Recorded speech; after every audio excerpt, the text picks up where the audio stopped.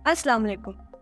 दोस्तों, किसी भी चीज को याद करने और उसे समझने में बहुत फर्क होता है। किसी भी टॉपिक को याद करने से या रट्टा मारने से आप टॉपर तो बन सकते हैं, लेकिन वो रट्टा मारा हुआ सबक आपके कभी काम नहीं आने वाला। आपने खुद स्कूल में कितनी डेफिनेशंस याद की होगी, लेकिन उनको एक्सप्लेन करना तो दूर, आपको उन टॉपिक्स के नाम तक याद नहीं होंगे। इसीलिए एक टॉपर और जीनियस में फर्क होता है। दुनिया में जितने भी साइंटिस्ट हैं या फिर कामयाब इंसान हैं, वो सब के सब टॉपर्स नहीं थे, बल्कि उनमें अक्सर तो ड्रॉप आउट स्टूडेंट्स थे। इनमें से शायद ही कोई टॉपर हो, लेकिन दुनिया इन लोगों को इसलिए जानती है क्योंकि इन्होंने ना सिर्फ याद किया बल्कि उन चीजों को समझा भी। अब वो आइंस्टाइन हो या मार्क ज़करबर्ग, मैं तो कहती हूँ बेशक कम पढ़ो मगर समझ के पढ़ो। दोस्तों, आज की हमारी वीडियो इसी बारे में है और बहुत एजुकेशनल होने वाली है।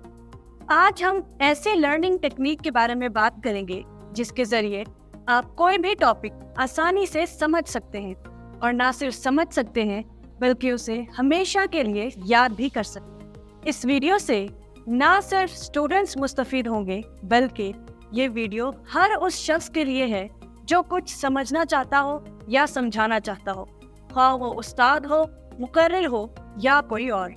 दोस्तों, सिर्फ याद करके जो इल्म हासिल किया जाता है उसे सच्ची नॉलेज कहा जाता है।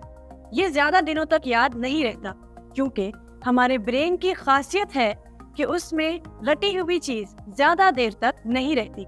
लेकिन जो चीज आप डीपली समझ लेते हैं उसे शायद ही आपका ब्रेन कभी भूल पाए।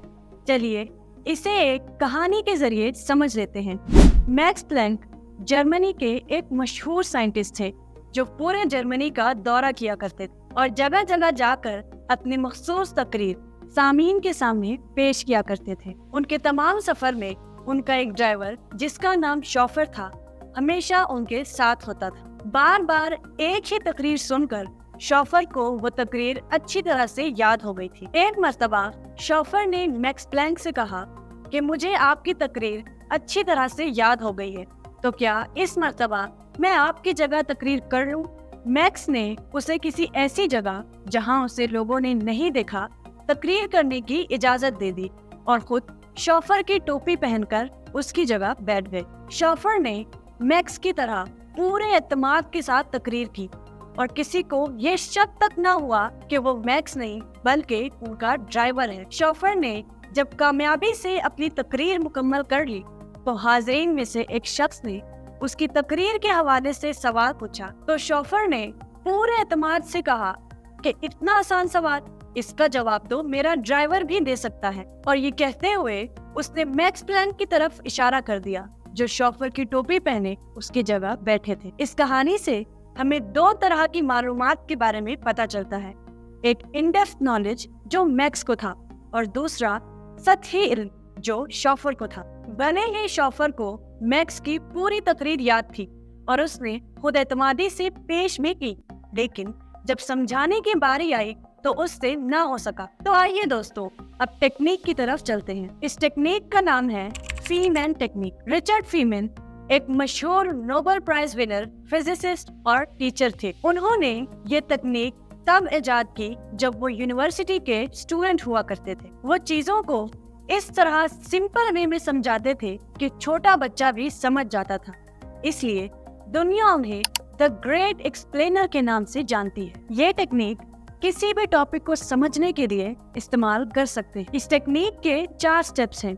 सबसे पहला स्टेप है टॉपिक का इंतखाब करना, यानी जो भी टॉपिक आप समझना चाहते हैं या याद करना चाहते हैं, चाहे वो साइंसी उसूल हो, तारीखी वाकया हो या कोई भी मौजू, उसे आपने एक पेज पर लिखना है और इसके बाद उस टॉपिक के बारे में आप जो कुछ भी जानते हैं लिखना शुरू करें और उस टॉपिक के बारे में तहकीक करना शुरू करें। इसके लिए आप कहीं से भी मदद लें, जैसे कि किताब से, इंटरनेट से या उस मौजू के माहिरीन से बातचीत करें और उसके नोट्स बनाते जाएं।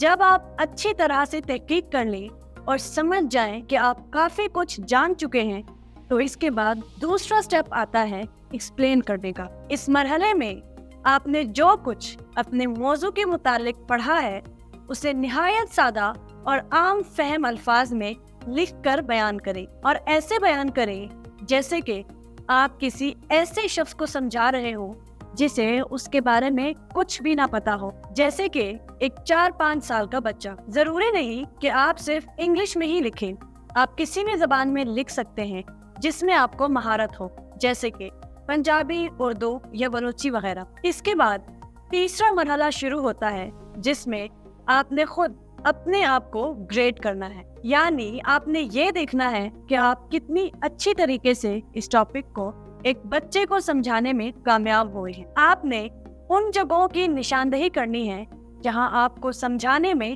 دقت ہو رہی ہے، کہاں آپ فرسٹریٹ ہوئے اور کہاں سمجھاتے وقت آپ اٹک گئے۔ ان سب پوائنٹس کو نوٹ کر لیں۔ یہاں سے وہ جگہ نکل آئیں گی جہاں آپ کی انڈرسٹینڈنگ میں گیپ ہے۔ یہ وہ جگہ ہیں جہاں آپ کو مزید تحقیق کی ضرورت ہے، لیکن اس بار آپ صرف ان جگہوں کو ٹارگٹ کریں گے جنہیں سمجھنے میں آپ کو دقت پیش آئی ہو، یعنی جہاں آپ کا انڈرسٹینڈنگ گیپ تھا، اور اس کے بعد پھر سے سمجھانا ہے اور تب تک دہرانا ہے جب تک آپ کو یہ کانفیڈنس ہو جائے کہ میں نے ایک بچے کو اچھی طرح سے سمجھا دیا ہے۔ اس سٹیپ کا مقصد ہے کہ اپنی انڈرسٹینڈنگ ویکنیسز کو ختم کریں اور اسے اسٹرینتھ میں کنورٹ کریں۔ اب یہاں شروع ہوتا ہے آخری مرحلہ۔ اس مرحلے میں پہنچنے تک آپ نے اپنے ٹاپک کے متعلق بہت کچھ سیکھا ہوگا، لیکن بات یہاں ختم نہیں ہوتی۔ اب یہاں آپ کو اپنے کانٹینٹ، یعنی جو کچھ آپ نے سمجھا اور پڑھا ہے، اسے کنسائز اور آرگنائز کرنا ہے۔ اسے کچھ دوسرے لوگوں تک کنوے کریں، دوبارہ تجزیہ کریں اور ریفائن کریں۔ دوستو، ایک بات یاد رکھیں، جب بھی آپ کبھی سیکھنے اور سکھانے کے سفر پر نکلیں تو سمپلسٹی، کیوریوسٹی اور انڈرسٹینڈنگ آپ کے سب سے بڑے دوست ہوں گے۔ امید ہے ہماری آج کی یہ ایجوکیشنل ویڈیو آپ کو ضرور پسند آئی ہو۔ اپنی قیمتی رائے سے ہمیں ضرور آگاہ کریں۔ Keep asking question, keep simplifying and keep growing. اللہ نگہبان۔